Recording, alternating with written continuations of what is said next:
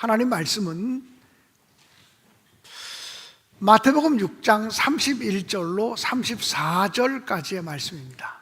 마태복음 6장 31절로 34절까지 말씀을 제가 봉독해 올리겠습니다. 그러므로 무엇을 먹을까, 무엇을 마실까, 무엇을 입을까 하고 걱정하지 말아라. 이 모든 것은 이방 사람들이 구하는 것이요 너희의 하늘 아버지께서는 이 모든 것이 너희에게 필요하다는 것을 아신다. 너희는 먼저 하나님의 나라와 그의 의를 구하여라. 그리하면 이 모든 것을 너희에게 더하여 주실 것이다. 그러므로 내일 일을 걱정하지 말아라. 내일 걱정은 내일이 맡아서 할 것이다. 한날의 괴로움은 그날로 족하다. 이는 살아계신 하나님의 말씀입니다. 우리 그리스도인들이 누구나 좋아하는 말씀 가운데 하나, 누구나 가슴에 품고 살아가는 말씀 가운데 하나는 바로 오늘 성경 본문 가운데 읽은 내용입니다. 마태복음 6장 33절에 보면 너희는 먼저 그의 나라와 그의 의를 구하라. 그리하면 이 모든 것을 너희에게 더하시리라 라고 하는 말씀입니다. 모든 사람들이 좋아하고 기억하는 말씀이지만 이 말씀대로 살아가는 것은 결코 쉽지 않습니다. 삶의 모든 순간에서 하나님을 앞장세우고 하나님의 나라를 먼저 구하고 하나님의 뜻을 먼저 생각하고 이렇게 살아간다는 게 그렇게 쉽지 않습니다. 그런데 그 말씀대로 살아가야 하나님이 모든 것을 더해 주시는 기적과 같은 은총들을 사실은 맛볼 수 있습니다. 성경에 보면 먼저 하나님을 구했기 때문에, 먼저 하나님의 나라를 구했기 때문에 하나님이 놀랍게 축복하신 사람들의 이야기가 수도 없이 많이 기록이 되어져 있습니다. 우리 모두가 너무나 잘 아는 다윗 왕은 그가 왕이 되자마자 제일 먼저 하나님의 법궤를 생각했습니다.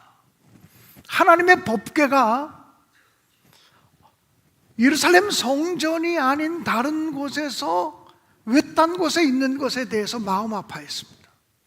하나님의 법궤를 예루살렘 성으로 모셔와야 되겠다는 생각을 제일 먼저 했습니다.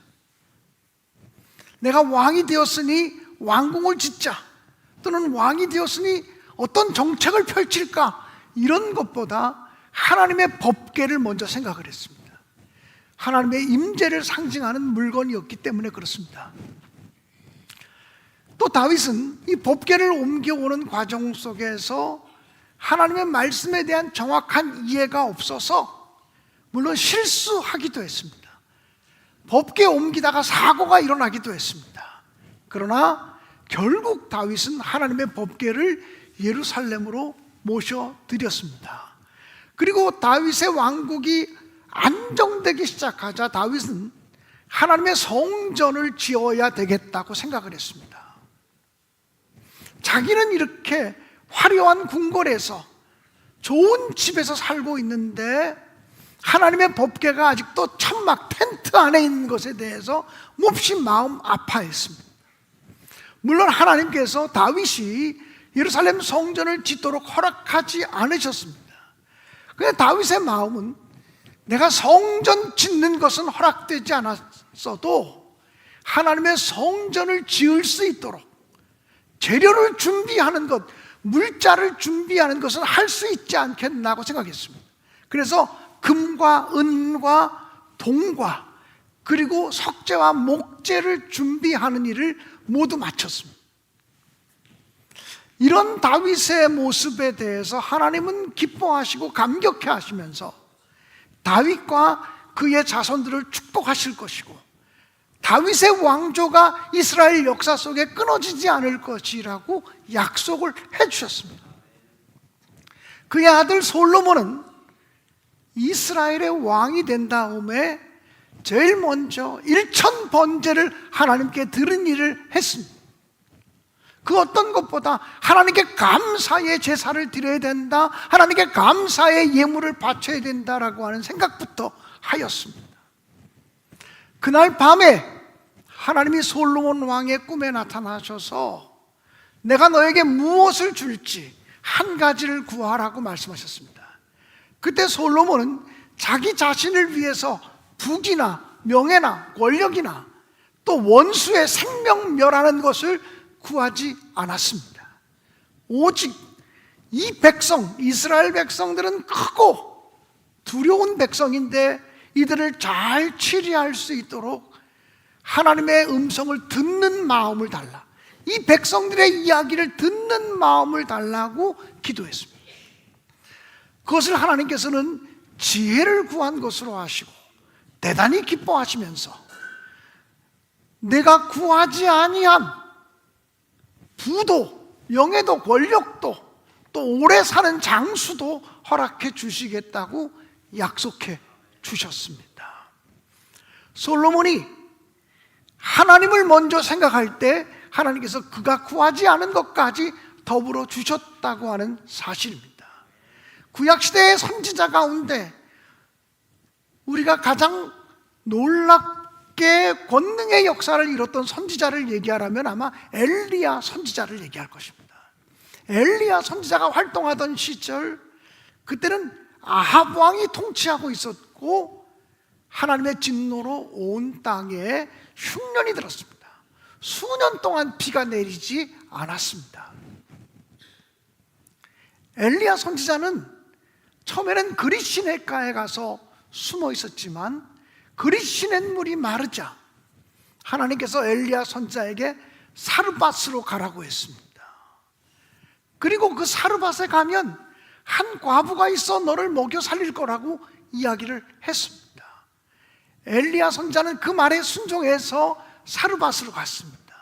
사르밧 땅에 도착했더니 마침 한 여인이 나뭇가지를 줍고 있었습니다. 그 여인에게 내가 지금 목이 마르니 마실 물을 좀 달라고 요청했습니다. 그 흉년의 때에 마실 물 한 종지도 너무나 귀한 것이었습니다. 그런데 그 여인이 그 마실 물을 가지러 갈 때에 엘리야 선지자가 이렇게 얘기합니다. 올 때에 물만 가지고 오지 말고 떡 한 덩이를 가지고 오라고 말했습니다. 그러자 그 여인이 엘리야 선지자 앞에 이렇게 말합니다. 여호와 하나님의 사심을 두고 맹세하며 말하는데 우리 집에 먹을 것이 없습니다. 지금 제가 나무가지를 줍는 것은 마지막 떡 한 조각을 만들어서 나와 내 아들이 먹고 죽을 날을 준비하기 위함이었습니다. 그때 엘리야 선지자가 말합니다. 두려워하지 말고 그 떡을 내게로 가지고 오라고 말합니다. 여러분, 이쯤 되면 엘리야 선지자도 어떻게 보면 참 염치 없는 사람이고 어떻게 보면 참 믿음이 대단한 사람입니다. 마지막 떡 한 조각 남은 걸로 그거 만들어서 자기와 자기 아들이 먹고 죽을 날을 기다릴 수밖에 없는 가련하고 불쌍한 여인, 하나님이 어쩌면 그런 사람에게 엘리야를 연결시키고 만나게 하시겠습니까? 엘리야 선지자가 말합니다. 그 떡을 만들어서 내게 먼저 가져오라. 그 여인이 그 말씀에 순종합니다. 아마 그 여인에게는 그런 마음이 있었을지 모릅니다. 어차피 죽을 것, 마지막 깨라도 하나님께 순종하고 죽자. 어차피 죽을 것, 주의 종의 말씀에 순종하고 죽자. 이런 마음을 품었던 것 같습니다. 그래서 떡 한 조각을 마지막 자기와 자기 자녀가 먹고 죽으려고 마지막 준비했던 떡 한 조각을 만들어서 엘리야 선지자에게 가지고 옵니다. 성경의 얘기는 거기서 끝나지 않습니다. 믿음으로 하나님을 신뢰했던 그 여인의 삶 속에 떡 반죽 그릇과 기름 그릇이 마르지 아니하는 축복을 하나님이 허락하셨다고 말씀하고 있습니다. 사랑하는 여러분, 하나님 먼저, 하나님 나라 먼저, 하나님 뜻 먼저 생각하는 사람 결코 하나님이 죽이지 않습니다. 그 삶을 책임지시고 그 인생을 책임지시고 그의 자녀들을 책임져 주신다고 하는 사실입니다. 저는 오늘 두 사람에 관한 얘기를 좀 하려고 하는데, 한 사람은 제가 목회하는 현장에서 만났던 한 사람이고 또 한 사람은 우리 모두가 매스컴에서 접할 수 있는 또 한 사람에 관한 이야기를 드리려고 합니다. 제가 지금부터 한 30년 전쯤에 1995년도, 31년 전이죠. 1995년도에 성북지방 석관제일교회 담임 목사로 부임했습니다. 그 당시 저는 김성호라고 하는 학생을 만나게 되었는데, 그때 그 학생이 중학교 1학년 학생이었습니다. 1995년도에 1학년 학생이면 지금 아마 45쯤 되지 않았을까 싶습니다. 근데 그 중학교 1학년 학생이 그렇게 교회 생활을 열심히 했습니다. 근데 사춘기 시절 방황도 많이 했습니다. 그 엄마가 늘 저한테 와서 성호가 걱정이에요, 성호가 걱정이에요, 그런 얘기, 기도 부탁을 참 많이 받았습니다. 이 아이가 고등학교 3학년 때 가출을 했습니다. 엄마가 저를 찾아와서 성호 좀 찾아달라고 난리가 났습니다.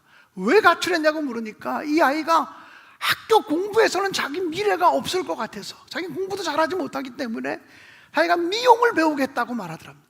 엄마가 반대했습니다. 아버지도 반대했습니다. 남자가 무슨 미용해? 요즘은 그게 보편화되었습니다만 지금부터 30년 전으로만 거슬러 올라가도 그게 보편적이지 않았습니다.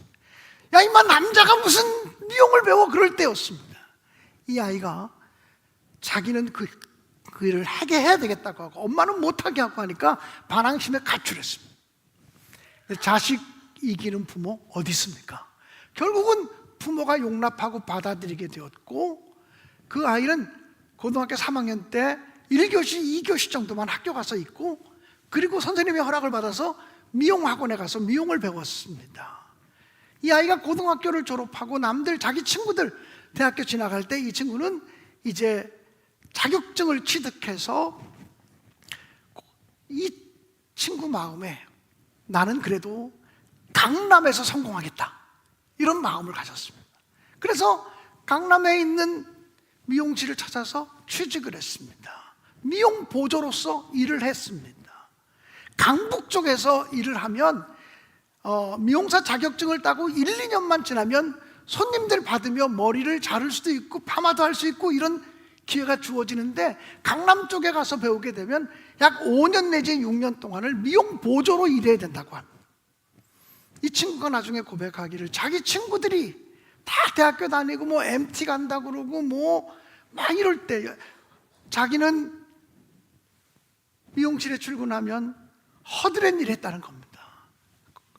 청소하고 걸레 빨고 유리창 닦고 머리카락 쓸고, 그리고 손님들 머리 감겨주고, 자존감이 떨어질 대로 떨어질 수밖에 없었지만, 그때 이 청년이 저를 찾아와서 고백하기를 어떤 경우에도 하나님을 첫자리에 두고 살아가겠다고 고백을 했습니다. 내가 아무리 힘들어도 하나님을 내 삶의 첫자리에 두고 살겠습니다. 그리고 진짜 그렇게 헌신했습니다. 이 청년이요, 김성호라고 하는 헤어 디자이너인데 이렇게 생겼습니다. 김성호라고 하는 헤어 디자이너인데 지금은 강남에서 청담동 쪽에서 아주 잘 나가는 헤어 디자이너입니다. 이 사람이 자기가 다시 이제 내 얼굴 띄워줘요. 이제 한 5년 정도를 미용 보조로 일하다가 이제는 원장 선생님이, 김성호 선생님도 이제 손님들을 받아보세요. 그래서 이제 손님들을 받아서 일하는 헤어 디자이너가 진짜 됐습니다. 자기 밑에 미용 보조가 2-3명 또 딸렸습니다. 자기가 거느리는 팀이 생겼습니다. 근데 그때부터 정말 힘들었다고 고백을 했습니다. 미용 보조로 있을 때는 80만 원씩이라도 받았다는 겁니다. 그런데 자기가 헤어 디자이너가 돼서 미용 보조 2명 정도를 딸려가지고 한 팀을 이루었는데, 이 강남의 특성상 단골들만 찾아오는 미용실이래요. 길거리에 있는 것도 아니고 길가 4층, 5층에 미용실이 있기 때문에 지나가던 사람이 들어올 수가 없어요. 단골들만 찾아오는 미용실이고, 또 거긴 굉장히 큰 헤어샵이라 주로 연예인들이 많이 찾아오는 미용실인데 자기한테 누가 머리를 맡기겠어요. 그래서 너무 힘들고 너무 어려워서 자기가 진짜 헤어 디자이너가 되면서부터 가장 힘든 시간을 보냈다는 거예요. 한 달에 80만 원도 생기지 않는 시절을 보냈다는 거죠. 그래서 하나님께 기도했대요. 하나님 도와달라고, 손님 좀 보내달라고. 내가 줄이 있고 백이 있는 것도 아니고 원장 선생님이 나를 도와주는 것도 아니고 나는 어떻게 살아가냐고, 도와달라고 하나님께 기도하는데, 하나님께서 자기 마음속에 먼저 하나님의 일을 구하라고 하는 마음을 주더래요. 무엇을 해야 하나님의 일을 구하는 것입니까? 라고 질문하며 기도하는데 영원 구원이라고 하는 말이 생각나더라. 영원 구원, 하나님이 가장 기뻐하는 영원 구원을 위해서 힘쓰라는 거예요. 지금 자기가 너무 힘들고 너무 어려운데 지금 영원 구원이라니 하나님의 응답이 너무 생뚱맞다라고 하는 생각이 들었대요. 그렇지만 그 말씀에 순종하기로 하고, 자기가 그 미용실에 있으면서 5, 6년 동안 단 한 번도 예수 얘기를 하지 않았는데 만나는 사람마다 교회 다니냐고, 예수 믿자고 이야기하기 시작했대요. 자기 선배들이 야 임마 네가 무슨 예수 얘기할 때야, 너나 잘해 이러면서 핀잔도 듣고 조롱도 당하고 멸시도 당하고 그랬다는 거예요. 그래도 하나님이 자기에게 주신 마음이니까 예수 믿자고 교회 다니자고, 그래서 권면에서 전도의 열매도 맺히게 되었다는 거예요. 근데 그 즈음에 하루는 미용실 원장께서 자기에게 인터폰을 해서 오늘 연예인 손님 한 분을 받아보라고 이렇게 얘기하더라는 거예요. 여러분이 잘 아는 김승우 씨, 그 당시에 승승장구라고 하는 프로그램을 할 때인데, 김승우 씨 머리를 해주는 담당 그 헤어 디자이너가 그날 집안 사정이 있어서 못 왔는지 아파서 못 왔는지 출근을 못해서 김승우 씨가 왔는데 김성호 선생님이 한번 머리를 좀 맡아보라고. 그래서 머리를 담당했는데 끝나고 나서 너무 마음에 든다 그러면서 다음부터 이분에게 하겠다고 이러더라는 거예요. 또 며칠 지났는데 원장님이 또 전화해서 이번에도 연예인 한 번 더 해보라고. 그때 온 사람이 윤종신 씨. 그때 그 당시에 2012년 13년 그 즈음에 그 오디션 프로그램이 굉장히 많았잖아요. 윤종신 씨가 오디션 프로그램에 심사위원으로 일할 때 그분도 그 청담동 미용실에 왔는데 자기 담당 매니저가 나오지 않아서 김성호 선생님이 대타로 맡은 거야. 근데 너무너무 마음에 든다고, 나 이제 선생님이 바쁘겠다고 이렇게 된 거죠. 그때부터 입소문이 나가지고 연예인들이 몰려오기 시작했어요. 제가 지난번에 보니까 여러 가지 텔레비전 프로그램에 그분의 미용실이 소개도 되더라고요. 한 7, 8년 전쯤인가 제가 그 김성호 선생님을 만났어요. 성호야 지금 뭐하고 사니? 이렇게 물었던, 제 제자니까 성호야 지금 뭐하고 사니? 그랬더니 그 친구가 이야기하기를 목사님 대학교 가서 강의해요. 야 네가 무슨 대학교 강의를 해? 그랬더니 아유 목사님 제가요 그래도요 대학도 나오고 또 이렇게 해서 지금 미용과가 있는 그런 또 전문 대학들이 많잖아요. 그런 데 가서 강의를 한다는 거예요. 아유 성호가 교수님이 되셨구나. 그리고 얼마나 기뻐하는지 몰라요. 그 김성호 선생님이 이제 7, 8년 동안을 청담동 학원을 다니면서 뚜벅이로 차도 없이 다녔었거든요. 이제 차를 사야겠다고 싶어서 차 살 돈을 딱 모아놨는데 마침 교회에서, 그땐 제가 그 교회 담임이 아니었어요. 마침 교회에서 교육관을 건축한다고 건축원금을 하라 그러더라는 거예요. 그런데 엄마가 성호야 너 차 살라고 모아놓은 돈 있지? 예. 그거 하나님께 먼저 드리면 안 되겠니? 그러더라는 거예요. 너무너무 힘든 순간이었지만 그래야겠다고 하는 마음이 들더래요. 그래서 어렵게 모은 돈을 전액을 다 하나님께 건축헌금으로 바쳤어요. 근데 그 다음부터 그의 인생을 하나님이 책임지는 거예요. 그의 삶을 하나님이 책임지는 거죠. 여러분 이게 신앙의 원리라는 거예요. 그래서 저는 지금도 한번 사진 한 번만 더 떼줘봐. 우리 김성호 장난기 많고 개구치고 아주 까불이었어요. 근데 그의 인생을 하나님이 풀어주신 것을 보면서 저는 이분에 대해서 간증할 수 있는 것이 너무 감사하게 느껴지는 거예요. 또 한 사람 소개하고 싶은 사람이 있어요. 이성균 선교사님이라는 분이에요. 사진 한번 띄워봐 주실래요? 바로 앞에서 찬양 인도하는 이성균 선교사예요. 이분은 1990년대 후반부터 2000년대 초반까지 어노인팅이라고 하는 그 찬양 그룹에서 찬양 리더를 하고 찬양을 인도했던 사람 가운데, 그때는 간사로 있었죠. 어노인팅의 간사로 있었죠.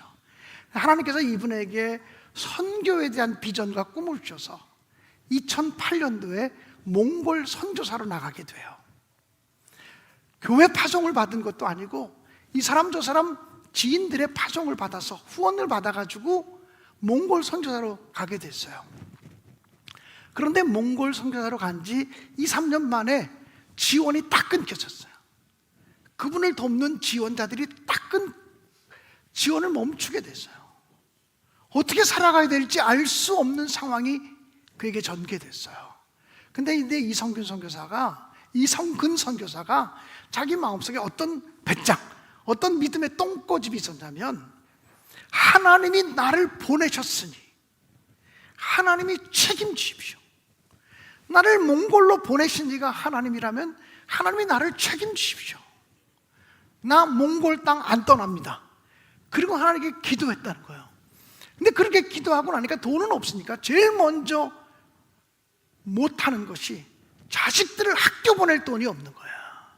그래서 아들, 딸을 집에다가 데려다 놓고 홈스쿨링을 시작해요. 엄마 아빠가 홈스쿨링을 시작해요. 처음에는 아이들이 학교 안 간다고 되게 좋아하더니 엄마 아빠가 빡세게 영어 하자 그러고 수학 하자 그러니까 너무 스트레스 받아가지고 학교 보내달라고 난리가 났대요. 1년 동안 홈스쿨링 해도 살아갈 길이 없어요. 2년 동안 홈스쿨링 하는데 그때는 정말 힘들었대요. 아들 아이가 사춘기 시절이 돼가지고 정말 괴물처럼 변하는데 맨날 부딪히고 맨날 싸우고, 부모님은 아이들에게 상처를 주고 아이들은 부모님에게 상처를 주고 서로 상처를 주고받는 관계가 계속됐다는 거예요. 3년 차가 될 때 하나님께 기도했대요. 하나님, 우리 부부 기도는 하나님이 안 들어주신다 그래도 이 죄 없는 아이들이 기도하는 소리는 들어줘야 되냐고, 학교 보내달라고 하는 기도는 좀 들어주셔야 되지 않냐고.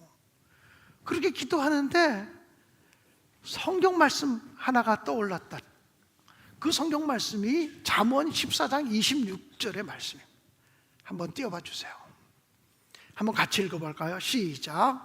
여호와를 경외하는 자에게는 견고한 의뢰가 있나니 그 자녀들에게 피난처가 있으리라. 여호와를 경외하는 자에게는 견고한 믿음이, 의뢰가 믿음이라는 말이거든. 견고한 믿음이 있나니 그 자녀들에게 피난처가 있으리라. 세번역 성경에 온 하나님이 그 자녀들의 피난처가 되어 주시리라고 하는 말씀이에요. 근데 이 선교사님이 이 말씀을 붙들기로 결심했다. 내가 하나님을 온전히 믿고 신뢰하고 가면 하나님이 내 자식들을 책임져 주실 거다. 이 믿음이 생겨서 3년째가 되는 해에 이제는 내가 너희들을 가르치기를 포기할게. 하나님이 내 아이들을 가르쳐 주세요. 그리고는 아이들에게 너희들이 좋아하는 것을 하라고, 너희들이 행복해하는 것을 하라고 얘기했대요. 그때부터 이 아이들이 기타를 배우기 시작하고 노래를 부르기 시작하고 그러더라는 거죠.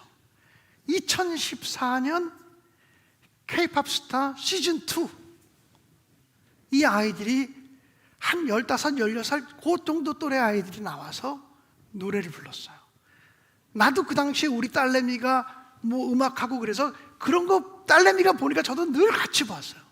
근데 정말 촌스럽게 생긴 아이들이 나와가지고 노래를 부르는데 다리 꼬지마 이러고 노래를 부르는 거 누군지 알죠? 악동 뮤지션이에요. 우리 예수 믿는 사람들은 왜 악동이냐, 이 나쁜 이름 왜 악동이라는 말을 썼을까 이렇게 느껴지잖아요. 악동 뮤지션이라는 말은 자매인 이수연 자매가 지은 이름이었대요. 무슨 의미냐면 아버지가 바꿔줬는데 즐거울 낙자, 아이동자, 즐겁게 노는 아이들, 악동, 락동, 즐거울 락자에다가 아이동자, 락동인데 악동으로 이렇게. 그래서 즐겁게 노는 아이들이라는 의미였네요. 그 아이들이 우연찮게 K-팝 스타의 시즌2에 참석했는데 우승했잖아요. 2014년도의 일이거든요. 그리고 지금까지 이제 한 13년 정도를 우리 한국 가요계의 한 축을 형성하는 가수가 된 크리스찬 가수거든요. 일산 광림교회 다녀요. 박동찬 목사님이 저하고 관계가 있어서 그분 얘기를 들어보니까 얼마 전에 이 수연 양이 목사님, 연예계에서 생활하는 게 너무 힘들고 어려워요. 신앙생활가 너무 힘들어요.